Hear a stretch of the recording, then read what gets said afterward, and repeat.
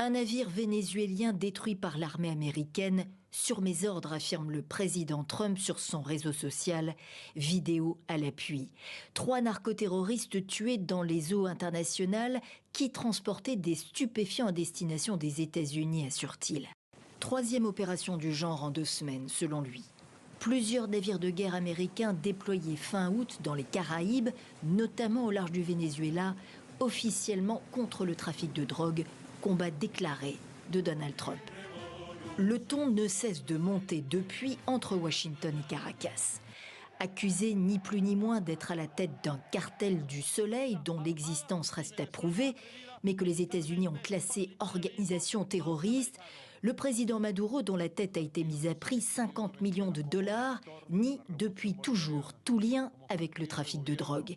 Il dénonce dans le même temps une agression et une volonté de le renverser. L'objectif n'est pas la lutte contre le narcotrafic.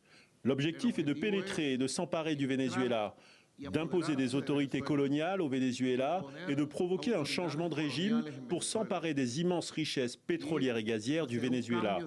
Voilà l'objectif. Un renversement du régime dans le viseur, démenti de Trump il y a 10 jours. Le président américain renvoie à l'inondation du marché américain en drogue, passant par le Canada et le Venezuela, et responsable de centaines de milliers de morts aux États-Unis.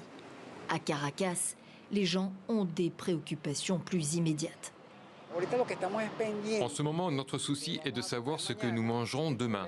Le dollar nous plombe chaque jour.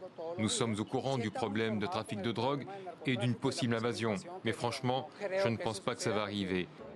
Mais d'autres ont répondu présent aux autorités qui appellent les Vénézuéliens à se tenir prêts à défendre la patrie.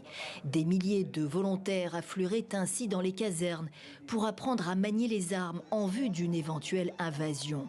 Agir sans douter, car douter c'est trahir. Un slogan sur casquette qui en rappelle un autre en Amérique du Nord.